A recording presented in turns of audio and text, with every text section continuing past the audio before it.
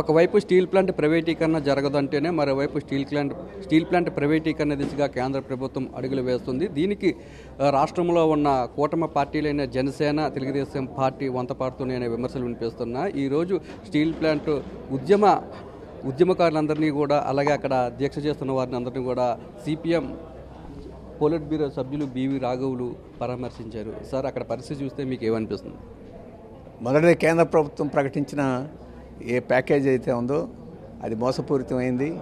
ఇది వాస్తవంగా steel plant పరిరక్షణకి, ఉద్యోగుల యొక్క హక్కుల పరిరక్షణకి ఉద్దేశించింది కాదు. తాత్కాలికంగా బ్యాంకులకి అప్పులు ఏవైతే ఉన్నాయో తీర్చుకోవడానికి ప్రకటించినట్టుగా ఉంది తప్ప ఇంకోటి కాదు.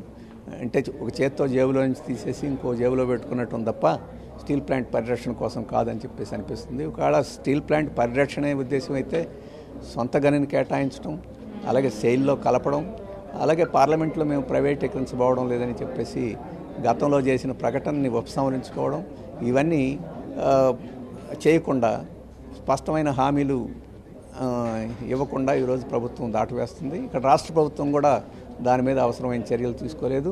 మేము ప్యాకేజీ ప్రకటించాము కాబట్టి అదంతా స్టీల్ ప్లాంట్ కోసం అని చెప్పేసి ఒక భ్రమ కల్పించే పరిస్థితి వస్తుంది.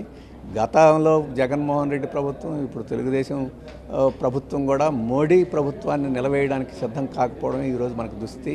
అయితే విశాఖపట్నం అనేది ఇండస్ట్రియల్ హబ్ గాను, ఫైనాన్షియల్ హబ్ గాను తీర్చిదిద్దామని చెప్పేసి చాలా పెద్ద పెద్ద గొప్ప గొప్ప కబుర్లు చెప్తున్నారు. స్టీల్ ప్లాంట్ పరిరక్షణ లేకుండా 7 మిలియన్ టన్నుల కెపాసిటీని పూర్తి స్థాయిలో వినియోగించుకోకుండా ఏం ఇండస్ట్రియల్ హబ్ను సాధిస్తారో దాని గురించి మాత్రం మాట్లాడటం లేదు. కేంద్ర ప్రభుత్వంలో భాగస్వామిగా ఉన్న తెలుగుదేశం ప్రభుత్వం ఈరోజు ఆ పని చేయడానికి ముందుకు రావాలి. అది చేయకపోతే వారు చెప్పే మాటలన్నీ పోసుకోలు మాటలలాగా ప్రజలు భావిస్తారని చెప్పేసి నేను అనుకుంటున్నాను. సార్, ఎన్నికలకు ముందు స్టీల్ ప్లాంట్ను కాపాడే బాధ్యత మాదని చెప్పి చంద్రబాబు నాయుడు, పవన్ కళ్యాణ్ హామీ ఇచ్చారు. ఇప్పుడు ఎటువంటి పరిస్థితి ఏమైనా మీకు కనిపిస్తుంది సార్? ఈ మాట అందరూ చెప్తున్నారు. ఇప్పుడు చంద్రబాబు చెప్పాడు, పవన్ కళ్యాణ్ ఇంకా గట్టిగా చెప్పాడు. అంతకుముందు ఇక్కడ పోటీ చేసినప్పుడు చెప్పారు. అందరూ ప్రజలను మోసగించడానికి, ఓట్లు సంపాదించుకోవడానికి చెప్పినట్టు తప్ప నిజాయితీగా లేదు. కాబట్టి ఇప్పుడు చంద్రబాబు నాయుడు గారు ప్రత్యక్షంగా కేంద్ర ప్రభుత్వంలోనే ఉన్నారు. ఆ ప్రభుత్వం మెజారిటీ కోసం ఈ పార్టీ మీద ఆధారపడి ఉంది. ఆ రకమైన అవకాశాన్ని సద్వినియోగం చేసుకుని స్టీల్ ప్లాంట్ని రక్షించుకోలేకపోతే 2047కి ఏదో ఆంధ్రాని తారుమారు చేసేస్తామని చెప్పేసి మాటలకు విలువ ఉండదు. సరే, పక్కనే ఉన్న స్టీల్ ప్లాంట్ని కాపాడలేకపోతున్నారు. కానీ నక్కపల్లిలో మరొక కొత్త స్టీల్ ప్లాంట్, మెటల్ స్టీల్ ప్లాంట్ని ఏర్పాటు చేస్తామంటున్నారు. సో దానికి సొంతంగా గనులు కూడా కేటాయిస్తామంటున్నారు. మొదటిది ఏంటంటే ఈరోజు ప్రపంచవ్యాప్తంగా గిరాకీ స్టీల్కి ఉంది అని చెప్పేసి అర్థమవుతుంది. అందుకని కొత్త స్టీల్ ప్లాంట్ను కూడా పెట్టడానికి కేంద్ర ప్రభుత్వం అనుమతిస్తుంది.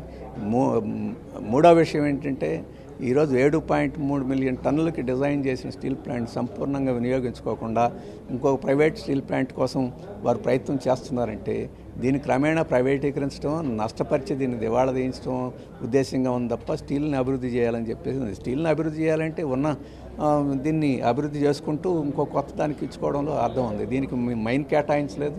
ఇప్పుడు కొత్తగా వచ్చేదానికి మైన్ కేటాయిస్తామని చెప్పేసి అంటున్నారు.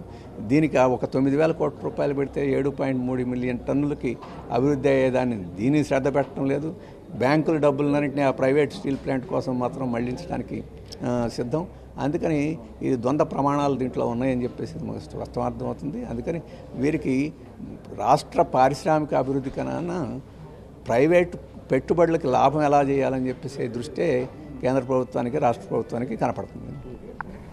కేంద్ర ప్రభుత్వం ప్రకటించిన ప్యాకేజీ వల్ల ఎటువంటి ఉపయోగం లేదని, కేవలం అవి బ్యాంకులకు అప్పులు చెల్లించడం కోసమే ఈ ప్యాకేజీని ప్రకటించారని, ఎన్నికలకు ముందు స్టీల్ ప్లాంట్ ప్రైవేటీకరణ చేయమని ఏదైతే ఒక హామీని చంద్రబాబు నాయుడు, పవన్ కళ్యాణ్ ఇచ్చారో దాన్ని నిలబెట్టుకోవాలని డిమాండ్ చేస్తున్నారు. ఉన్న స్టీల్ ప్లాంట్ను కాపాడుకోలేని నేతలు నక్కపల్లిలో కొత్త స్టీల్ ప్లాంట్ను ఏ విధంగా తీసుకువస్తారని, స్టీల్ ప్లాంట్కు సొంతంగా గనులు ఇవ్వలేని నాయకులు గనులు ఏ విధంగా ఇస్తారని చెప్పి ప్రశ్నిస్తున్నారు. వాళ్ళకి ఏమైనా చిత్తశుద్ధి ఉంటే విశాఖ స్టీల్ ప్లాంట్ను పూర్తి సామర్థ్యం మేరకు వినియోగించుకోవాలని చెప్పి డిమాండ్ చేస్తున్నారు రాఘవులు.